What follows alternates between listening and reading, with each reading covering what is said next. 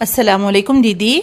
वालेकुम अस्सलाम। दीदी हरी मूंग का सालन कैसा बनाना सो आलू अंडे दाल को? वो तो बहुत इजी से बन जाता है। मूंग ले को वॉश करके रख लियो, टमाटो और नारियल पीस को रख लियो, कोथिमीर गरम मसाला और प्याज पीस को रख लियो। वो पीसे से मसाला उठा को साइड में रख लियो। उसके बाद में तुम्हें क्या करो, कुकर में ये वॉश करके इस मूंग की दाल डालो, जिंजर गार्लिक पेस्ट डालो, ये जो गरम मसाला प्याज कोथिमीर रहता है वो उठा को डालो। उसके बाद में तुम्हें क्या करो, आलू डालो। आलू दाल को तुम्हें अच्छे से सॉटे कर लियो। उसके बाद में तुम्हें टर्मरिक पाउडर डालो। टर्मरिक पाउडर के बाद में रेड चिली पाउडर और कोरिएंडर पाउडर डालो। दाल को ज़रा सॉटे कर लो। ये पीस को रहते सो खोपरा और टमाटो डालो। टमाटो दाल को ज़रा पानी डाल को से ये कर लियो।